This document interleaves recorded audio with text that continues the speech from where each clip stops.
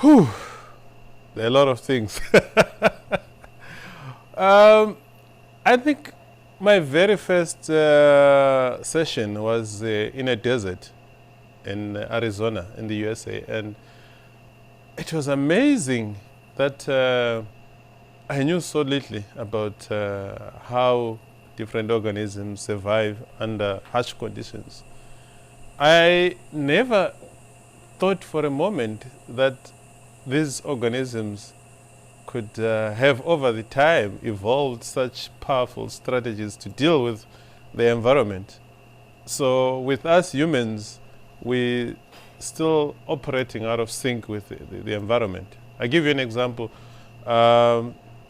This New Year's Eve, I was staying in a very beautiful resort in the middle of nowhere, which is quite natural, a beautiful place. I mean, kind of like unspoiled nature. And they built this resort using contractors from the city who knew absolutely nothing about this environment, which is so windy because it's in between big valleys and mountains. So it can really be windy. So I'm talking to the general manager and saying, so tell me, what is the major cost that you incur maintaining this place? So beautiful. He says 80% of our costs go towards replacing roof tiles that are blown by the wind. Immediately I say, this is ridiculous. You have an environment where you have such high winds, and yet you just come and build a building the way you'd build it in the city without looking at your context.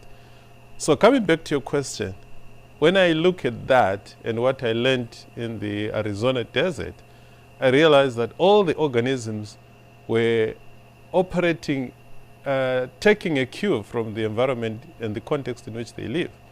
So that was, for me, the defining moment in biomimicry, to recognize that you have to be locally attuned and responsive and adapt to changing conditions and a whole lot of other life principles that we've got to learn. There are several. Definitely encounters with nature. And, they were exciting. I remember bioluminescence, like in Canada, that we saw that, yeah, when I mean you go out at night in the water and you see the plankton, basically that when you move in, when you splash the water, it reacts and it creates bioluminescence. So we were there with the kayak in the darkness, and you will see the light coming out from the boat. It was absolutely amazing. I couldn't believe my eyes. I had to splash the water on the kayak to really see that there were, let's say, planktons enlightened. That was really moving, really a moving experience. And then also the work with the people that are here. They are all wonderful people. I mean, they all have some principles. They have some really appreciations for nature, reverence towards nature, and that's what I like, and there should be more people like that.